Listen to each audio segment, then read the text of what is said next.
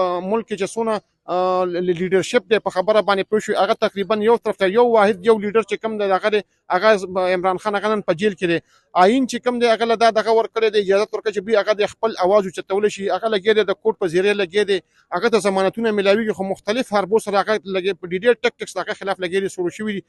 ګرانو کتونکو ام پی ای خالد خان په قیادت کې دغه د جلوس روانګي کیږي او دوی به نن ډي چوک ته ځان رسوي نننې درنا یا نننې احتجاج نننې جلوس دا د نورو جلوسونو نه مختلف دی د هغې غټه وجه دا ده چې وفاقي حکومت کومه دړاکه ورکړې ده یا وزیر داخله یا په دغه صوبه کې د پی ټي ایم په دغه جلسه کې چې څه شوي دي نو د هغې نه دا واضحه ده چې یو سړی زما په صوبه کې کولی شي نو په خپله صوبه کې را سره خوم کوي خو دې پرې کارکنان د هغې نه زیات په جوش او جذباتو کې دي او یو وارې بیا په ټوله ضلع چارسده کې د ام پی ای خالد خان په قیادت کې زیات کارکنان چې کم دین هغه راټول شوي دي د تنګي تحصیل نه نو د هغوی سره هم خبرې اترې کوو ورسره فضلامین چې کم دی تحصیل ناظم هم دی امان خان هم دی او نور ملګري چې کم دی نو هغه ټول موجود دي شاته هم چې کم دی نو کسان ولاړ دي ډېر زیات نو روان دي خالد خان نننې درنا یا نننې احتجاج چې کم دی د نورو نه موږ ته مختلف ښکاري نو څه به وایي بسم الله الرحمن الرحیم الف خان وروره زه خو ستاسو به حد مشکور یم چې کله داسې زمونږ جلسه یا سټرایک وي نو ستاسو په وساطت سره زمونږ اواز چې کوم دی هغه ټولو خلکو ته رسي احتجاجونه زمونږ د پی ټي آی چې کوم دی دا یو کړي دي جلسې هم کړي دي او زمونږ چې نن کوم نننی احتجاج دا به انشاءالله زمونږ ته چې کوم اورډر میلاو شوی دی یا کوم د پارټۍ د لیډرشپ طرف نه کوم حکم دی نو زمونږ نن دا راغی چې موږ به انشاءالله ځان ډي چوک ته رسو په هر صورت به ځان ډي چوک ته رسو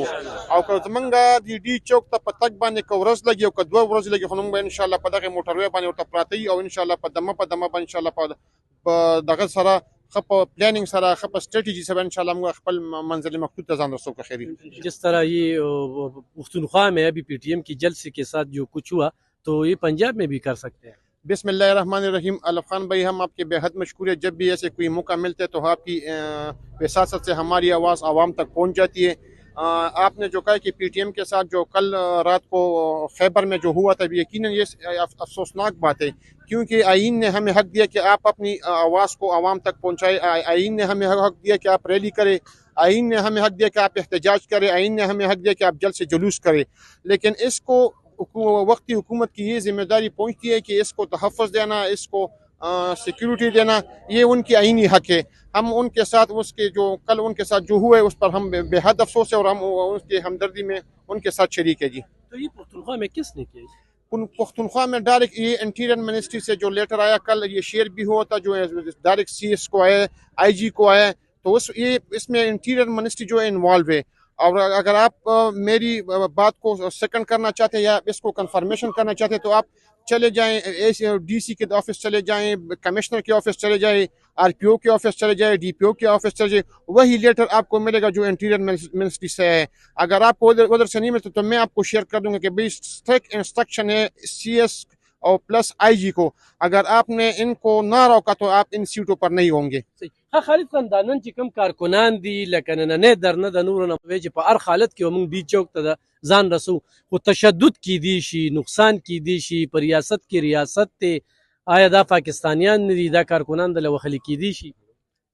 الف خان رو تاسو خبره بالکل ټیک ده دا موږ دا ویو چې موږ د پاکستاني موږ د ادارو احترام کوو دا فوج زموږ دی دا انتظامیه زموږ دا پولیس زموږ دی چې څنګه هغوی له موږ یو سلف ریسپیکټ ورکوو څنګه موږ له هغوی له عزت ورکوو څنګه چې دلته په دې صوبه کې د هغوی ته یو تحفظ میلاو شوی د هغوی په کار کې مداخلت نه کیږي نو موږ خو همدغه خبره کوو چې بوی د اسلام آباد هم زموږ دی موږ خپل احتجاج ریکارډ کوو چې بوی نن چې ستا په دغه کې په ملک کې چې څونه لیډرشپ دی په خبره باندې پوه شوي هغه تقریبا یو طرف ته یو واحد یو لیډر چې کوم دی هغه عمران خان هغه نن په جیل کې دی آئین چې کوم دی هغه له دا دغه ورکړی دی اجازت ورکړي چې هغه د خپل اواز اوچتولی شي هغه لګی دی د کوټ په زیری لګی دی هغه ته ضمانتونه ملاویږي خو مختلف حربو سره هغه لګي په ډیټیل ټیکټکس هغه خلاف لګی دی شروع شوي دي چې په سنه ست طریقې سره هغه په جیل کې نو موږ به انشاءالله د هغه د رهایۍ دپاره د قانون د بالادستۍ دپاره د آئین د پاسدارۍ دپاره به انشاءالله موږ په هر کوشش او په هر قیمت به انشاءالله موږ ځان ډي چوک ته رسو خالد خان په دې جلسو درنو هم ستړی شوی یو قانوني کاروي وي قانون کې خو روان دی آی روز چې کم دی نو په دې باندې دنیا خرچې اخراجات هم راځي خلک هم راغونډول دلته ترقیاتي کارونه عمل بند دی ترقیاتي کارونه خو عمل زموږ ته خو موږ بار دا یو خبره کوو نن چې زموږ څونه زمونږ تقریبا 1756 ارب روپۍ چې کوم دا زمونږ د دې صوبې بجټ دی. زمونږ د صوبې سورسز چې کوم دي تاسو ته پته چې زمونږ هغه کم دي. په ان اف سی ایوارډ کې زمونږ شیر کم دی. زمونږ ته د رایلټي پیسې نه ملاويږي. موږ ته د سیوګیس د رایلټي پیسې نه ملاويږي. موږ تقریبا 1500 ارب روپۍ چې کوم زمونږ په وفاق باندې باقاعدات پوری اوس هغه دونه ډیره ټیکس شروع کړی چې کوم موږ ته بالکل هغه د ساسکو غونټه فند ریلیسيږي. صرف په هغه باندې هغه کیږي چې کوم د زمونږ دلته د پنشن او د تنخواګانو کوم دغه چې کوم دی اهډ هغه ته راځي او هغه چې کوم علت هغه دغه پوره کیږي.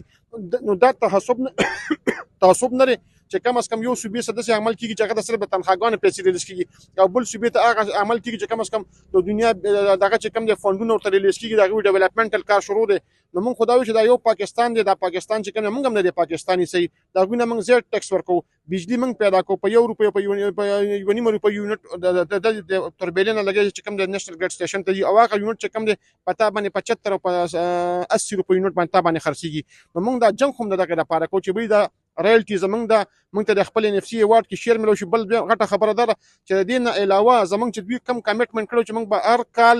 هر مرج ایریا ته چې کم دی موږ به 100 بلین چې کم دا به دوی ته موږ ریلیز کوو. دوی دیو خو چې کم از کم په تیر شي ټینر کې دوی سونه ریلیز کړي. اوس په موجوده په دا کم کال چې روان شي په دې کې دوی د مرج ایریا ته سونه ریلیز کړي دي. الته مایوسي پیدا کیږي. خلک لګي تنګيږي ځکه چې انفراستراکچر تباہ دی. هغه خو دې خلک ورته وي چې تاسو بس پټاونه ټیکيږي تاسو بس سکولونه ټیکيږي تاسو به پولیس ټیکيږي تاسو به انتظامی ټیکيږي تاسو ته بیسیک فیسیلیټیز ملاويږي. هغه خلک چې کم دغه په پریشانی کې مبتلا دي او د دې ټول ذمہوار چې کم د پی ډی ایم د فارم 47 ولدي. صحیح اګرانو کتونکو دی باوجود ز پرون د سین ډبلیو دفتر ته تلو ممال ته کار کته خو د خالد خان کارکردګي یا کار په سړکونو باندې هغه بیا هم روان دي. خو دې کې د خپل تعلق هغه هم شامل دي. تحصیل ناظم فضل صاحب اعوذ بالله من الشیطان الرجیم بسم الله الرحمن الرحیم. الف خان بای تاسو استاد د کیمرامین ډیر زیاته شکریا ادا کوم چې کله مونږه داسې جلسه جلوس راغلی ده نو تاسو مونږ خپل قیمتي ټیم ایستل او راغلی زمونږه همدغه خبره ده. تاسو ته خو ام پی ایس ټولې په تفصیل کې وي چې جلسه جلوس احتجاج دا زمونږ حقیني حق دی چې مونږ له خپل حق څوک نه راکوي. نو که دوی هر څومره ظلم جبر کوي خو ان شاء الله مونږ ته برنه دا هدایت میلو دی چې تاسو به دی چوک ته ځان رسوي. که هغه پیدلي که په ګاډو کې پرېږدي که ورځ لګي که دوه لګي که درې لګي ان شاء الله مونږ به ورته په دې موټروی پراته یو مونږ به ځان رسوو دی چوک ته. چې دې کې کارکون دې کې بوډاګان هم ډېر زیات راغلي دي نو هغې دپاره هم څه انتظامات تاسو یاره انتظامات خدای زمونږ سرکاري خو مونږ څه هلته څه شته نه خو مونږ خپل همدغه د پی ټي آی ورکران دي او پی ټي آی چې کومه ده نو دا صرف د په ورکرانو آباده ده. دا څونه ورکر چې دي نو دا ښه منډې واله دي او تړلې واله دي او دوی هر ټیم کې هر موقع ته ځان رسولی. خو موږ د خپل مشرانو ته سپینګیرو ته دا وایو چې دوی کې زموږ نه زیاته جذبه ده د ورکرانو نه زیاته جذبه ده. خو دا داسې یو موقع ده چې دی کې موږ څه د زی لاړ دي شي خو لږ د ځان په بیک وساتي او ورکران شته ان شاء الله ځان به مخکې رسوي. ډېره 400 د ورکر باره کې دا په دې نشي ویلی چې دوی به په بدامني کوي ځکه چې بل ورځ د پنجاب څلور پولیس والا د مرګ نه بچ کړي دي. هغه د 400 کارکونانو ته کریډ ځي. ام پی ای خالد خان ته ځي فضل شکور خان ته ځي ظفر خان ته ځي شاهد الله خان ته ځي. خو دې وخت کې په 400 کې د ټولو نه زیات کارکون چې رایستی شوی دی نو هغه خالد خان مومن زیم رایستی دی تحصیل ناظم فضل امین اجري ایستلی او ورسره هغه سره چې کوم ټیم دی د جاوید ذکر به پکې په دې کوو چې جاوید سابقه ناظم چې کوم دی هغه هم په دې کې ښه پوره سرګرم دی. دې ځای نه به روانېږي زمونږ خو کلیوال دي الله دې کړي چې په خیر راشي.